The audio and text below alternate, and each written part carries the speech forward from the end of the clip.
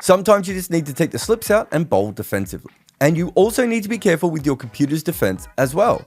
If you need a VPN, go Nord. NordVPN.com/Kimber to get a 2-year contract with a discount, plus 4 extra months and gifts in some markets. It's completely risk-free with Nord's 30-day money-back guarantee. The link is in the show notes. So put in some dot balls and turn them into maidens via NordVPN.com/Kimber. Hello and welcome, ladies and gentlemen, to episode 42 of the Footmarks podcast. I'm Behram Qazi, who you can find at DefMango on Twitter. And with me, as always, is Jarrod Kimber, who you can find literally everywhere. And our topic in this episode is Ducket Never, because we're going to be talking about the bite-sized English opening batter Ben Ducket, and Ducket Never because he never ducks. He plays at everything. And it's a very interesting sort of career. He has emerged as this rogue opener in contemporary Test cricket. And, he's a regular in Ben Stokes' team now, but actually debuted all the way back in 2016 in Bangladesh.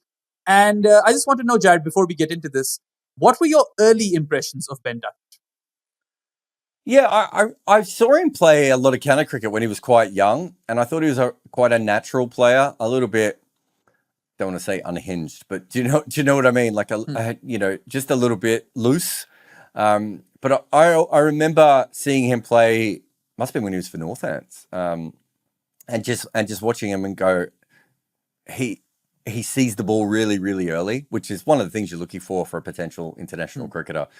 And then when he played in 2016, that was probably one of the worst debuts anyone's ever had, over a four test period, and was probably thrown in when he was a little bit too young and maybe didn't know his game all that well. And when he went back, I thought he might just end up being a cricketer who sort of dominated first class cricket and never could step up to the final level. So to go from where he was then to where he is now is, a huge turnaround. Yeah, no, absolutely. You spoke of his first-class career. He's batted pretty much everywhere, even though he is an opener by trade. And it's not his discipline versus the new moving ball that got him into the England team in the first place. It was his ability to sweep spinners for fun. And in 2016, when he made his debut and played those 4 test matches, he averaged less than 15 against spinners, and he was playing spinners an awful lot. 90% of the deliveries he faced at that time was off spinners, and his total average after those 4 test matches was just a touch under 16. And it was as bad an audition as one could have hoped for, because the thing he was picked for was the thing he was failing at. So you mentioned how he was played a bit too early. Do you think that now he's come back and, has kind of honed those skills a lot more? If you think about it, they had Ben Duckett, Jason Roy, Alex Hales. Are they the only 3? So they tried a few different options, kind of opening the batting as attacking options, but in a team that wasn't really set up to have attacking players, right? Like, there's no point just picking attacking players and putting them in the English system and then expecting it to do well. Like, Bazball is much more about the environment than anything else. So I do think from that perspective, he's been, he wasn't set up completely to do well. But also, I do think they picked him because they thought he could play the spin really well, and then he didn't play the spin very well, right? Like, so you can understand why they moved on. And even though he's a really naturally attacking player, he's probably not as dominant in one-day cricket or T20 cricket as you would expect someone to be. He's, I'm just trying to remember his numbers because I was looking this up the other day. So in T20 cricket, he's got a strike rate of 137 with an average of 30. That's just above a standard opener. Like, it's slightly above standard. And one-day cricket, he's a bit better. He's got an average of 38 with a strike rate of 99. But again, it's not as transformative as what you would expect a player like his skills to have. So, yeah, I think they gave him a chance and it didn't work. And it wasn't the right time or the right situation. And as I said, Hales and Roy both had similar chances and it didn't work. There's definitely been a move within English cricket to try and find aggressive opening batters. I know this conversation's been had before, and of that whole idea of you need an aggressive opening batter in Test cricket at one end and a defensive at the other end. If you've got 2 great defensive batters, you take them. But if you can have someone who can put pressure back on the other end, it's quite important. But he didn't really look like he was going to be that dude. Yeah, I mean, this is a guy who made his first-class debut batting at number 8 and was keeping wicket in the same game. And then when he did get selected for England, and that incident at Perth, where he spilled vodka and lemonade on Jimmy Anderson's head and reportedly got dropped because of that. Well, just keeping those things in mind, he's come a long way, hasn't he? Yeah, I think it was funny, actually. I didn't put this in the video in the end, but I was talking to a couple of professional cricketers recently, and we've been looking at trying to find a cricketer from somewhere around the world, a sort of Pat McAfee or JJ Redick style cricketer who can run podcasts and, maybe isn't the most famous player, but they know the game inside and out and, have great stories and, have a great way of telling stuff because I was working with Bumble and I was like, Bumble is a natural storyteller. And wouldn't it be great to find the next young Bumble at this stage? And someone suggested Ben Ducket. And they did. One of the things they said with him is that he's just a very honest person and he will say exactly what he thinks. And I think he's probably always been that kind of an emotional sort of person. And you look at, you look at the whole idea of him just having some hijinks and pouring a drink on Jimmy Anderson's head. And I think he said afterwards that, if this happened in the modern baseball team, he'd probably be applauded for it. But when he came into the team, it wasn't seen that same way. And he is, what's the best word? Unrefined, raw, compared to other professional cricketers. I think that's just, we've seen his press comments during this test series being absolutely fucking unhinged, man. Yeah. They just have, right? And if you look at another modern cricketer who I think is a brilliant commentator, Shane Watson, right? Go back. Everyone hated Shane Watson. Every time he went to a press conference, he put his foot in his mouth or said something stupid. Now you realize, this is when he's a former player, it works perfectly in the broadcast arena. Ben Ducket might be another guy that is a little bit similar in that kind of way. Yeah, it's funny how he's so confident and, of course, is being nurtured now under the baseball regime that he goes on and says that, Yashasvi Jaiswal is inspired by baseball. And there was that tweet that he sent out all those years ago, which I think is still available on Twitter, in which I think he praised MS Dhoni's wife in a way that maybe MSD would not have liked. Unrefined. Unrefined and raw. That makes sense, definitely. And if we look at the great English opening batters of yesteryear, right? Like the likes of Geoffrey Boycott, Len Hutton, Herbert Sutcliffe, Jack Hobbs, Graham Gooch and the likes. There is one common theme. They all relied heavily on their forward defense and left plenty of deliveries as well. That was like the cornerstone of their game. When we put Ducket next to these legends, he is not just an anomaly. He's not even on the same page. He's in space or something, a fair distance away from all of these names because he's rogue to the point that he plays at absolutely everything. In the Ashes, he knew he was struggling against the short ball, but he just would not duck. He was like, screw those people who named us. I'm not going to duck it. I'm just going to play at absolutely everything. And it's amazing how, he's still successful. He makes it work. And that just makes this all the more fascinating. Yeah, I think I was looking at what the... at all the England openers who had averaged over 40 or 45 or something to see if he was on that list and everything else. And I saw him. And then I'm just reading through those names that you just mentioned there, Cowdrey and Hutton and Cyril Washbrook and all these guys. And, they're not all boring men. I don't want to slag them off as men, but as cricketers, they're Alistair Cook, right? They play a game I think Jack Hobbs was probably more dynamic than he was remembered for. I think Jack Hobbs played on so long, he probably played on until he was quite boring. Yunus Khan wise, and you start to forget that, they're cavalier when they're young. Steve Waugh wise, maybe is an even better one for that. But the names of those players are very, very clear, that they are a particular kind of player.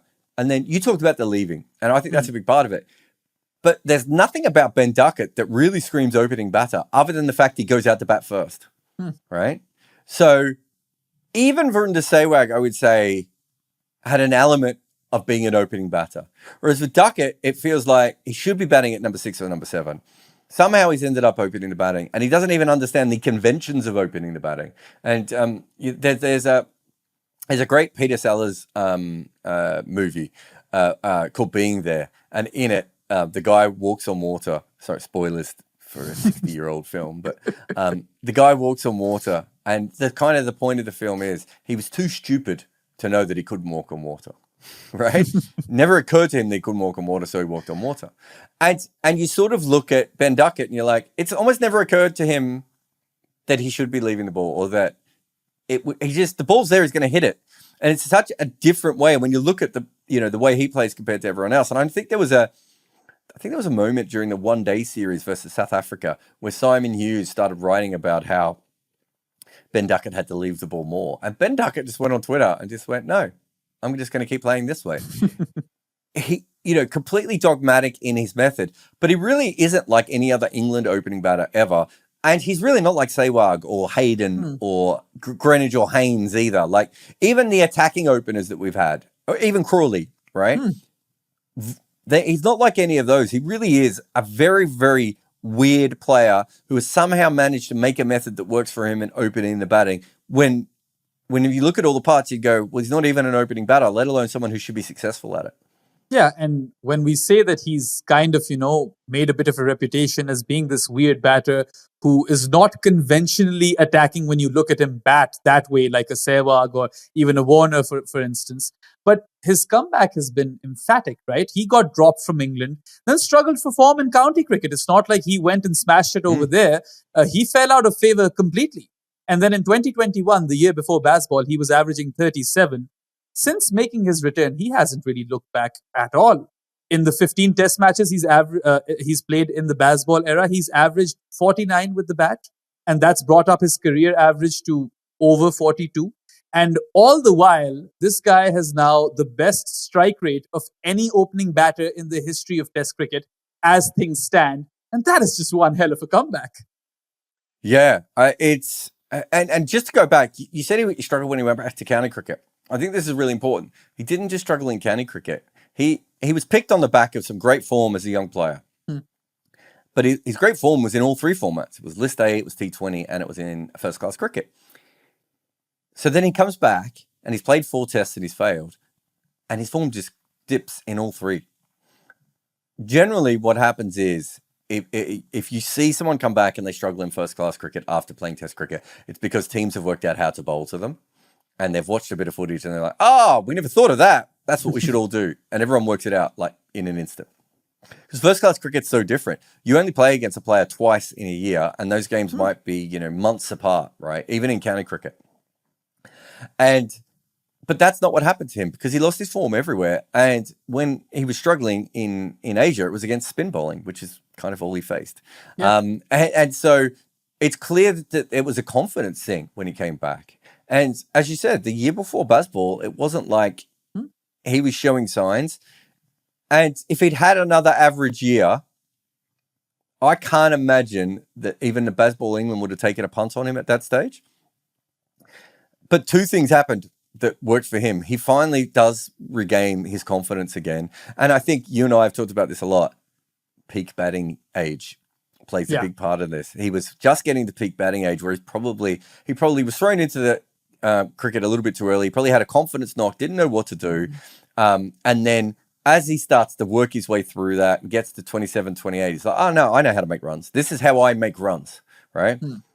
But to go from that to averaging almost 50 in I know it's a short period of time. I mean, 15 test matches and an average of 49 is not the smallest of sample sizes. No. But also, if you had said that to me 15 test matches ago, who would have taken those odds? Who would have said that Ben Ducket is going to average almost 50 in test match cricket, especially considering no one was making runs as an opening batter when he came back in. And then on top of that, the strike rate, right? Yeah. I think his strike rate at the moment in test cricket is 89. And I don't know what the minimum amount of runs is for this. But Tim Southee has the best strike rate in test cricket, I think. And I think Tim Southee is at 88. So there aren't many players who go into the 80s, let alone go anywhere near the 90s, right? So it just shows you what a big impact he has had. And he's done that while everyone knows how to bowl to him. right? Unrick Norkia and Pat Cummins and Mitchell Stark and Josh Hazelwood, they've all showed us, you bang it in back of a length outside off stump, he won't leave it. You know he'll eventually nick one behind. And yet, he's still making runs and still providing an impact. He then went to Asia and, played some brilliant innings, against India and upset the Indian spinners as well. Yeah. I know it's not the most ragging pitches compared to some of the other pitches that players have had to go to India and play on. But what a ride it has been in this short period of time. Him and Usman Khawaja are probably, as we sit here today, the most obvious opening batters if you're picking a World 11, right? Yeah, has to be, especially if you go by the numbers. And it's interesting how they both bring a very different sort of skill set on the table as well. And you mentioned the strike rate thing. Of course, Tim Southee might have the highest strike rate overall in Test cricket, but for opening batters, Duckett is number one right now. Sure, it's a 19 Test match career and 15 Tests since he's been back into the side. But the fact that he's striking the ball at a rate higher than the likes of, greats such as Virendra Sehwag and Davey Warner, even when he's at least playing in Australia. And to think that England went from Dom Sibley to Ben Ducket is even more wild. It's like replacing a tortoise with not just a regular hare, but a hare who is half the size of a regular hare and is on steroids. It's the Duracell bunny with 2 cells and you slash off his height by half. That's what it is. Yes. I think Dom Sibley's got the third slowest strike rate since 2000 of any opener. Probably Brathwaite might be around there as well. I can't remember who the bottom two are, but Tom Sibley was a bit like Duckett, incredibly limited as a player. And Dom Sibley's way of overcoming this was trying to stay in as long as possible, get himself into a position, and then, if you remember, if Dom Sibley got to about 130 or 140, he'd start playing shots. Right? Didn't happen very often, but a couple of times when he got in, he felt comfortable. And that's an England opener. Right? That's a normal England opener. And the only reason that Dom Sibley didn't stick around is just couldn't get his average up enough, right? Like the amount of balls he faced per innings were probably acceptable. But the actual amount of runs he made just didn't make any sense. And as you say, to go from Tom Sibley to Ben Ducket is such an about face. And if you think about it, Rory Burns, Hamid, who else did they have? Robson going back a little bit, Compton. Like that, yes, they've tried Duckett and Roy and Hales, but they've tried ultra defensive. They've tried ultra attacking. They've tried top order batters. They've tried middle order batters. They've tried all these different things, and they've Ben Duckett was just because Alex Lees wasn't working, and they had a young, not a young player, but a player who was in form, who'd played international cricket before, was clearly of that level. And they just threw him back in. And it's a remarkable turnaround for England, considering just how bad their opening partnerships had been. And I think people have forgotten how terrible they were. A lot of people complain that I'm not a former cricketer, and so that I don't really know the game. Well, you know what they can't claim? That I don't know desks. I've been using desks for years. I'm a collector of desks, old and new, and I am sitting on a new one right now. I am the Don Bradman of sitting at desks. So when I tell you that the E7 Pro next generation height adjustable desk from FlexiSpot is legit, this is like Michael Jordan talking to you about sneakers. This desk holds 160 kilograms. It is as stable as anything I've ever seen, and it has under desk cable management. But really, the main skill here is that this desk rises and falls at the push of a button. And it moves super quick. And it has so many settings that remember your favorite heights. It really does it all. And I could not recommend the E7 Pro from FlexiSpot anymore, even though I am currently sitting on one of FlexiSpot's BS12 Pro multifunctional, adjustable, upgraded fabric, ergonomic chairs. My butt and computer have never been happier than when using one of FlexiSpot's products. So get over to their page right now for big savings. Yeah, imagine Bazball being this Disneyland-esque theme park, or well, English cricket being this Disneyland-esque theme park, and Bazball coming and taking over the reins. Dom Sibley was that funny, friendly carousel, which all the kids were taking, and they replaced that with a roller coaster for midgets. That's what they did with Ben Ducket. But anyway, let's talk about... Which is a shame, because he actually, if he went to Disney, would struggle to get on some of the rides. Yeah, absolutely. That is true. Anyway, let's... Sorry, go. Sorry. No. Go for it. I was just going to say, I was actually shocked when I looked up his height and it said he was 5'7". Really? Because I would have thought he's like 5'2" or 5'3". Yeah. And He always stands with the taller guys in the anthem. I think that's what throws us off. it hasn't helped him, has he? I mean, I've never stood next to him, so I don't know if he is 5'7" or whatever. But he really is a tiny king. Like, I mean, you know, within professional cricket, there aren't that many people of that height. Yeah, no, absolutely not. And I mean, batters do benefit from low center of gravity, and we'll come to his sweeping later on, but I do think that helps him. Let's talk about Duckett and Crawley as an opening pair, right? They're very, very unconventional, unlike anything, not just English cricket, but what the world has seen thus far, right? And they've fared better than many of their predecessors, right? Pretty much all of their predecessors in the recent past, and a lot of those partnerships had Alistair Cook as one half of them, which makes this even more alarming. And, you know, there is no comparison really when you look at their numbers, Duckett and Crawley's, and compare it to these guys, because they stand high and mighty. And it's very, very interesting because they are technically flawed, but they've been liberated by McCullum and Stokes with the promise of cigars and whiskies, and they've been told to play with freedom. And it's amazing how such an odd pair, even both of them are quite different in the way they bat and attack, and they've made it work. And that is one of the great mysteries of how baseball is changing the game. Yeah, I mean, it probably comes back to when McCullum opened, right? Which would be probably where his thinking comes from. And if you go back to sort of Michael Slater, Justin Langer, Matthew Hayden, there are elements in it in the way that Australia looked at it too, which is the new ball comes on very hard and the field is up.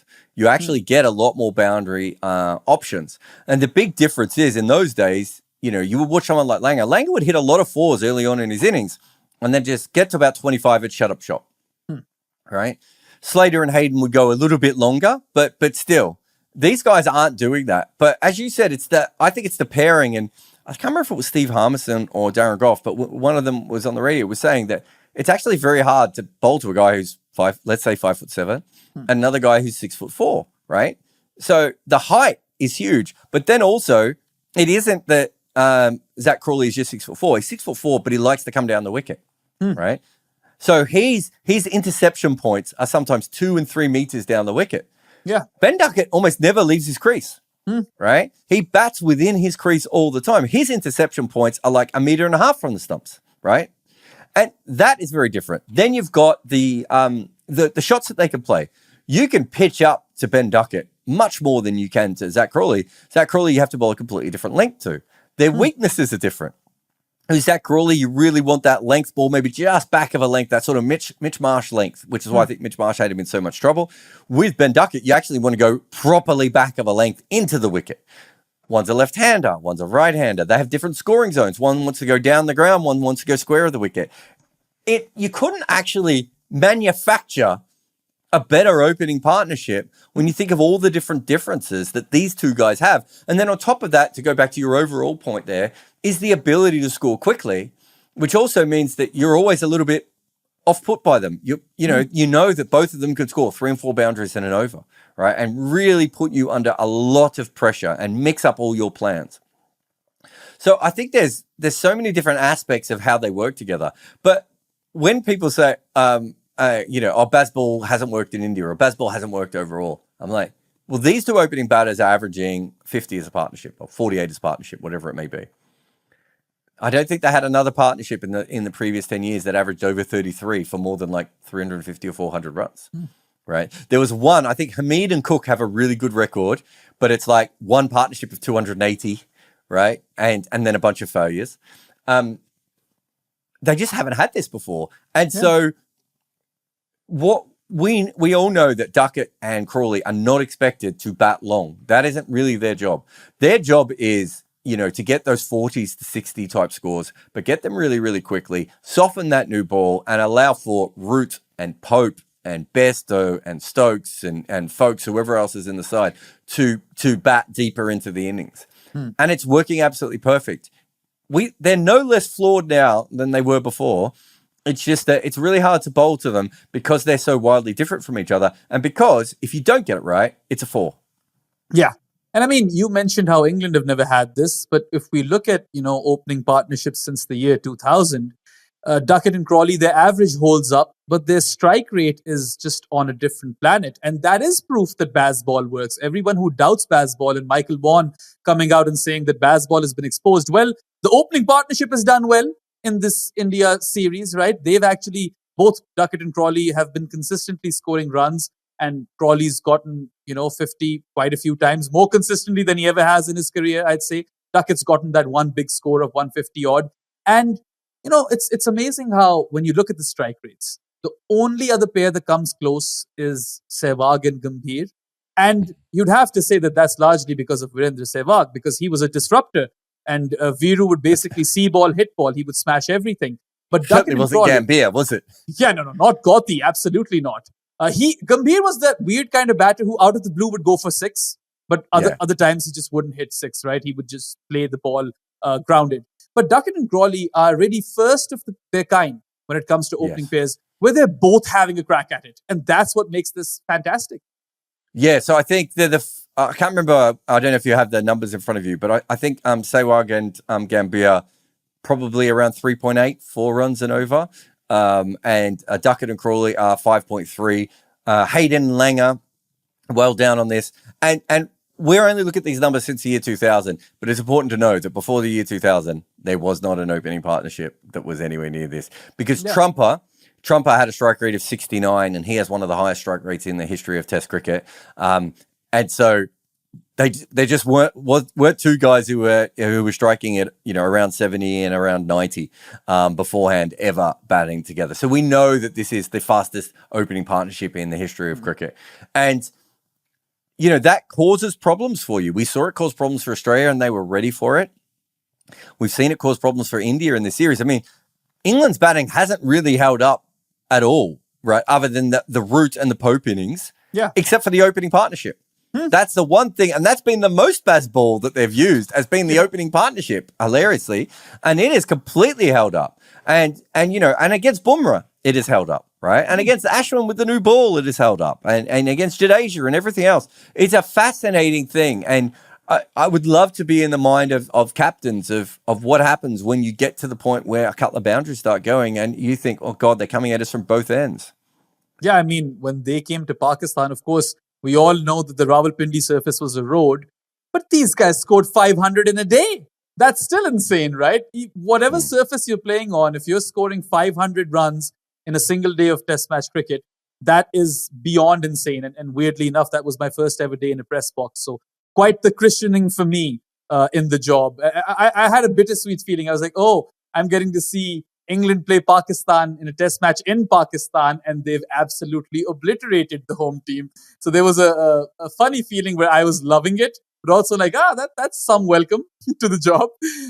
You mentioned how Duckett and Crawley are very different in terms of their scoring zones, their strengths, their weaknesses. The height difference is so much that, bowlers will have to adjust their lengths accordingly, and they have to have completely different plans and lengths to combat this opening pair individually. And, they're kind of dealing in extremes when they're bowling to Duckett and Crawley in tandem. So I would assume, now I obviously haven't bowled at Test match level, but the few, 5 tiers below that I have bowled, I would imagine that to be a real pain in the ass. Yeah, I think anyone who's ever been a bowler at any level, I think you're right, knows that left-hand, right-hand can be a pain, but we're mostly used to left-hand, right-hand, if we're being honest. But if if you're a spinner like me and you're bowling to one guy who's using his feet and the other guy who's sweeping, very different kinds of bowling, right? If you're using to one person who plays off the back foot and one person who plays on the front foot, very different kinds of bowling. And that stuff, it's kind of easier to switch your mind to left-hand, right-hand in some situations than it is to completely adjust your length for two different players. And, I think there are times that Crawley gets boundaries out of Duckett and Duckett gets boundaries out of Crawley just because the other bowler hasn't quite got it right again, right? They haven't quite got it the way that they should have. And again, if you're putting pressure on by scoring boundaries, it means that every time the bowlers make a mistake, there is a chance you're going to hit a 4. It means they're under more pressure, which means they might tighten up even more. So the whole thing works so perfectly together, I think. Yeah.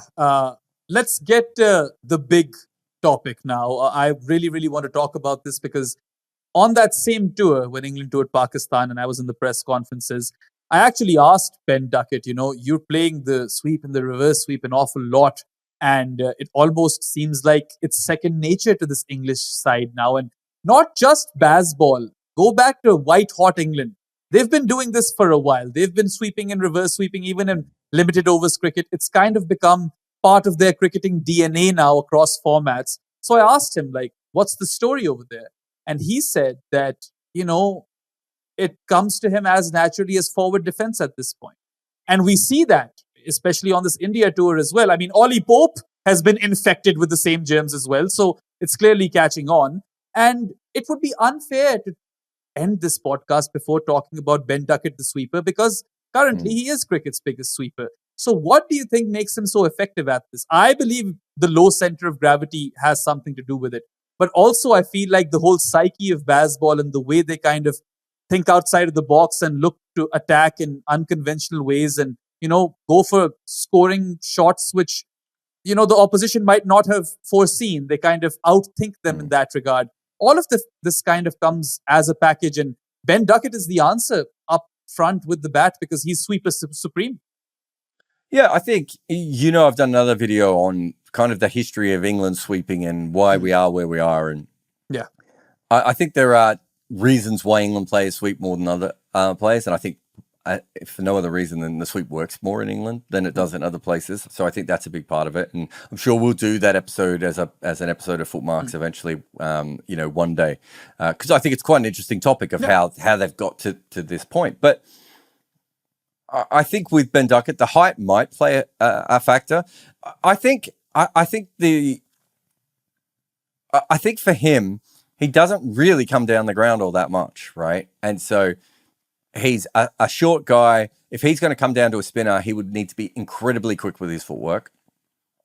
And if he's not going to do that, the easier option, probably when he was younger, is just to sweep. We also know, you and I think we've discussed this before, but wicketkeepers tend to sweep more than normal players. Yeah. And he was a wicketkeeper. So I don't know if that plays a part. I don't know if that... I've talked to players about this. Some players think that wicketkeepers pick up length quicker than anyone else. And that is a part of it. Also, I think with him specifically, it goes back to him not leaving the ball, right, from the quicks. I think the issue is that he doesn't really feel secure with the forward defense, right? Like it's not I don't think it's a shot, unless it's a flat pitch and there's not much spin. I don't think it's a shot he feels all that comfortable in. The same is he nicks off a lot outside off stump. That's So for him in leaving, he's like, I just don't want them to bowl outside off stump. The best way for me to get rid of this is to hit as many for four as I can, and hopefully that they will change the field or they'll change their plans. So yeah, I think it is that, and I do think it is a disruptive. I think just even the normal sweep is a disruptive shot. The interesting thing about him is he does all four sweeps, which is something that you don't see as much, right? So. You see someone like Jimmy Anderson. Jimmy Anderson mostly reverse sweeps, right? With a little bit of conventional sweep. Jimmy Anderson only reverse sweeps. Yeah, he doesn't, like Jimmy Anderson doesn't really slog sweep, right? And there are other players who slog sweep and they don't normally conventionally sweep or whatever that may be. That's a shirt idea for you, by the way, in your shirt line collection. I have the Burnley Lara reverse sweeping one. There's a shirt in there. You're right. We should do that. Yeah.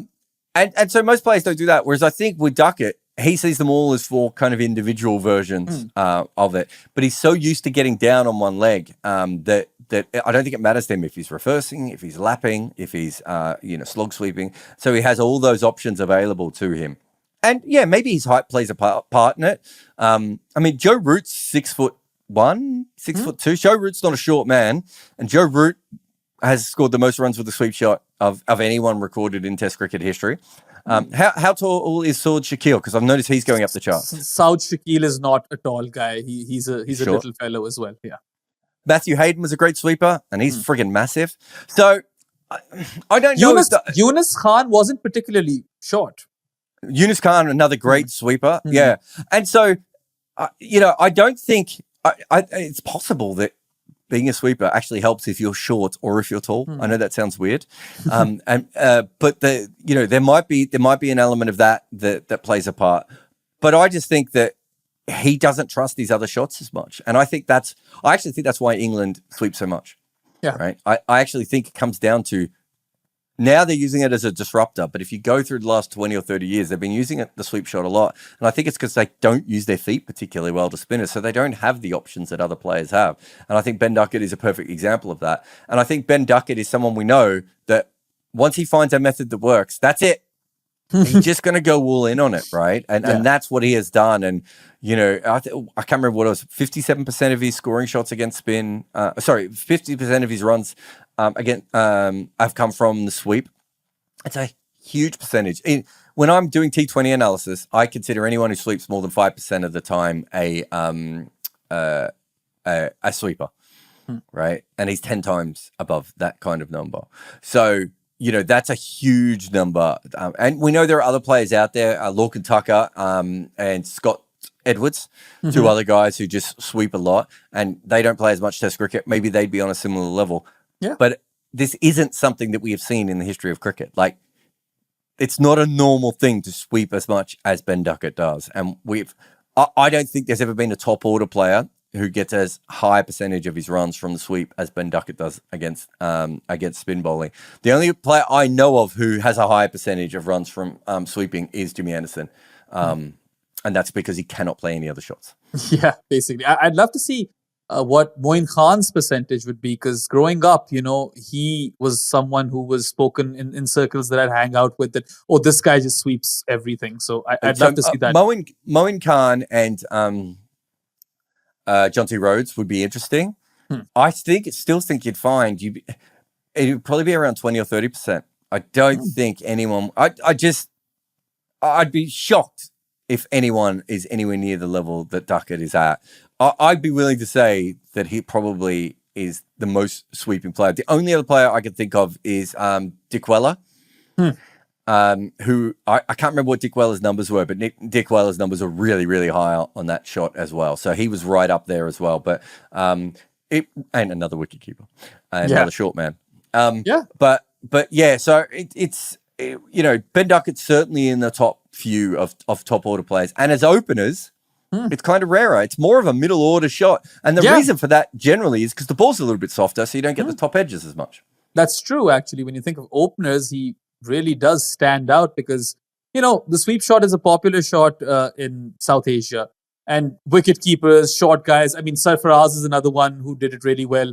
That is kind of a theme, but it's actually fascinating how you brought up the wicket keeping thing, because, you know, they are squatting all day. That maybe going down to play the sweet shot is not something that, you know, is that hard for them. It doesn't expend as much energy. Stronger knees. Yeah, stronger knees, sure. But that skill that Duckett has of executing those 4 different kinds of sweep shots to perfection, and then coupled with the fact that he leaves lesser deliveries than Joe Root reverse ramps these days, that really makes him as this one-of-a-kind rogue opener in contemporary cricket. And it kind of sums him up in a nutshell, doesn't it? Yeah, and I think, you know, we're talking about a player who, when he's sweeping, you probably need to have 3 players out for that shot, right? And when you're opening the bowling to him, you need to have probably a deep point and probably a fine leg and a deep backward square. So again, he's an opener who you need to have 3 players on the boundary for, whether he's facing pace or spin, pretty much from ball 1. Sehwag is maybe up there with that kind of player. But I think with Sehwag, you probably have a fine leg and a deep point out, right? Maybe with the spinners, you'd have extra players out. Hayden, I don't think you would have that many players out for Hayden either.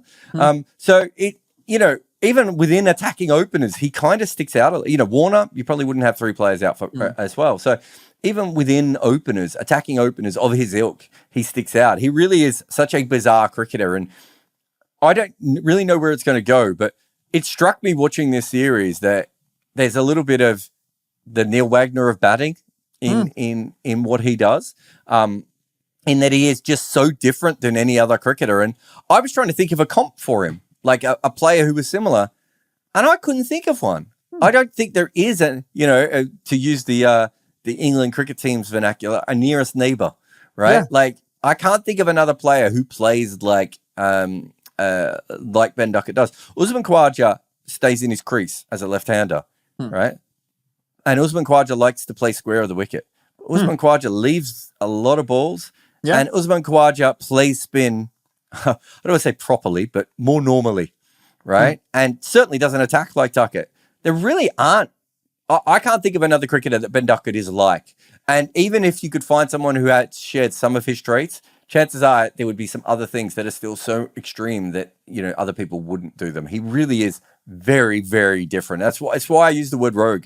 I think he's backing his own skill sets, and I don't know where he will end up. He might still end up not a failure, but he might end up an average player. But the fact that even for a short time, he's made all this work, it's kind of against all odds, and none of it really makes sense.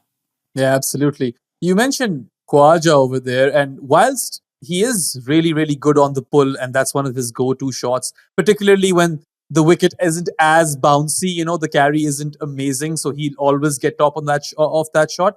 But he also plays with the straight bat. I've seen him do that a lot, Usman Khawaja, right? With Duckett, I feel like if Stokes was the opposition team's captain, he would just keep fielders, square of the wicket, and it might even work. And with the Pacers, maybe you go for the short delivery every now and then, but he's also a punchy cricketer, isn't he? Like, he's not the elegant driver. He's the I'll slap you for 4. That sort of a cricketer.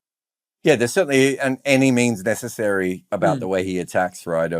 And we talked about it before with his personality. It's unrefined, right? Like that ball's in the area he wants to hit, and I can't think of an opening batter, maybe outside of Alistair Cook, who has an angled bat face as much as he does. And even by the end of his career, Alistair Cook had kind of fixed some of that with, changing his technique a little bit. Like, it's very rare that Duckett has a dead straight bat face. Yeah. Weirdly enough, sometimes when he does is when he gets bowled. But, it's on an angle so often. And that's usually, again, a middle order player thing. Top order players don't do that. He's such a weird little cricketer. Yeah, that I think pretty much sums him up aptly. So just before we end this podcast now, of course, a career that is still 19 test matches old, but he's 29. He's got a good 6-7 years of cricket ahead of him if he continues to hold his spot in this team. And in the last 15 test matches, he's averaging close to 50. So what's your prediction? Where is this career headed? Are we going to see Ben Duckett cross, I don't know, say 7,000 test runs? I think that would be a long shot. I think his average and his strike rate will regress a little bit. I think eventually teams will work out how to bowl to him, and he might go through another form dip. I don't think he's going to change the way he plays. And I think that is interesting, because as teams work out better, will he just back himself to continue to be Ben Ducket and work it out? That's what I'm kind of waiting for next, which is, I suppose, to get back to the Neil Wagner kind of thing. That's kind of what I'm hoping. That he just goes, no. This is Ben Ducket. Ben Ducket is going to Ben Ducket, right? Yeah. He doesn't have any other gears. He doesn't have any other styles. And he's going to back himself to do that. I think he'll go through form dips. But I don't think, I can't see him, at least in the next 3 or 4 years, massively falling off. I can't see a period over 2 years where he averages 25 or 28, which gets him out of the side. Now, some other things could happen. Bazball could implode, and McCullum could leave, and the next coach might not be able to keep this whole thing going and everything else. But I think that Duckett is just who he is, and he's going to continue to play the same way. And that's going to be a fascinating experiment, right? Of can he get himself to 30 and 40 runs enough, and then occasionally cash in on those big scores to keep his average up, right? Yeah. And to keep him in. And what happens in 2 years' time when he's 31, he goes through a bit of a dip and McCullum's not there. Is that an issue? I think it's a really, really fascinating one going through, because I think we know he's probably not going to start leaving the ball, and he's probably not going to stop sweeping, right? He's going to do exactly what he does.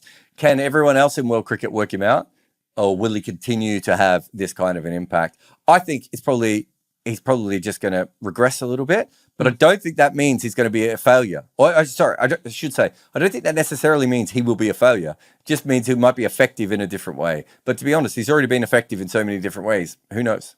Yeah. I mean, it remains to be seen, and maybe in a few years' time, I don't know, a couple of years, 5 years, maybe a decade, who's to say? We're recording another podcast on Ben Duckett's career as let's see if the narrative changes, because right now he's this unrefined, pocket-sized, sweeping dynamite who is inspiring other cricketers like Yashasvi Jaiswal. So even if Ben Ducket retires right now, at least the legacy lives on, Jarrod. Can he keep Jaiswal's runs in his total? Yeah, so if Jaiswal has 645 runs in this series as of now, does Ben Ducket get half of them? That's the real question to ask. Half of them? I think you might want them all. Yeah. But anyway, I think that wraps it up. And yeah, I'll definitely be keeping a close eye on Ducket, even if I have to peer hard. But yeah, anyway, if you guys enjoyed this podcast, give us a like, share this with your friends, and subscribe to both this channel and Jarrod's other channel on YouTube. We'll be back with another episode of the Footmarks podcast next week. That's all for now. Goodbye.